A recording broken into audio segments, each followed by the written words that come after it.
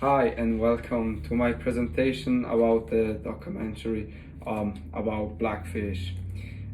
First of all, I want you guys to tell you why exactly I've chosen this documentary and not another one.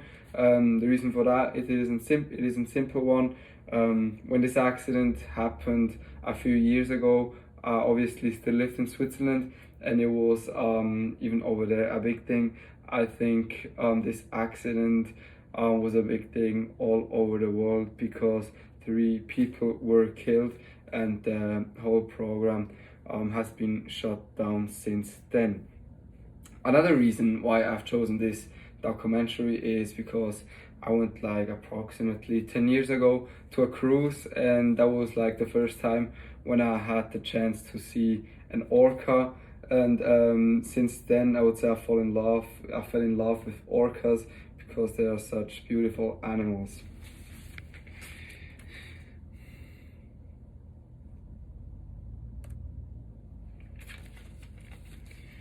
Um, I will like before we go to that point, I will tell you a short summary before I go on.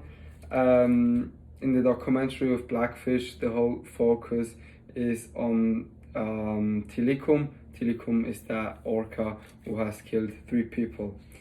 He was actually a male orca, and he was stolen from the wild as a young 2-year-old calf.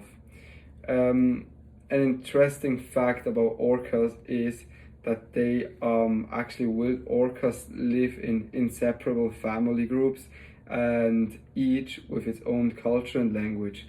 Orcas, they can live from 60 to 100 years old, and orcas, they do also have really strong bonds within their families or groups, so they will never leave the group or the families. But as you can see, that happen a lot because we people, we have stolen them from the ocean.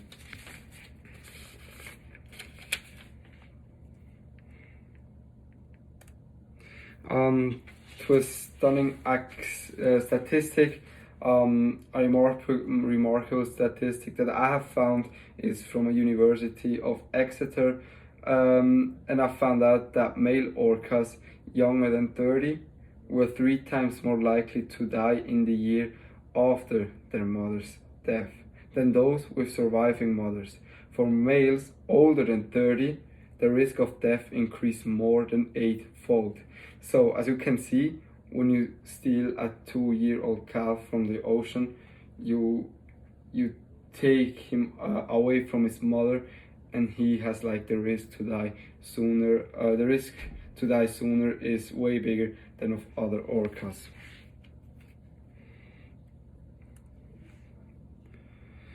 To the most disappointing part, I will come like right after that.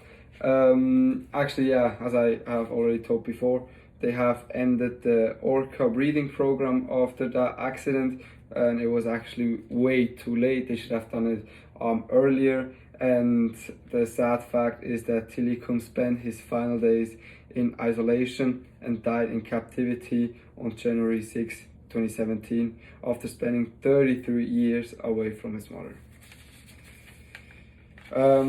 For me, the most disappointing part about Blackfish is that it never makes a reference to Free Willy. Otherwise, the documentary, which questions the morality of using orcas in theme park performance, is one of the most powerful movies ever. That's just my opinion.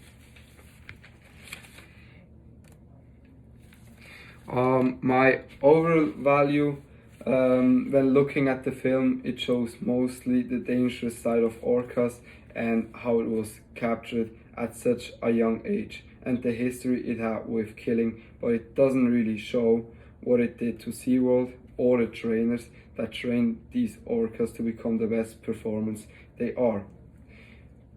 There was used shocking footage and emotional interviews to present a convincing case against keeping these wild animals for human entertainment.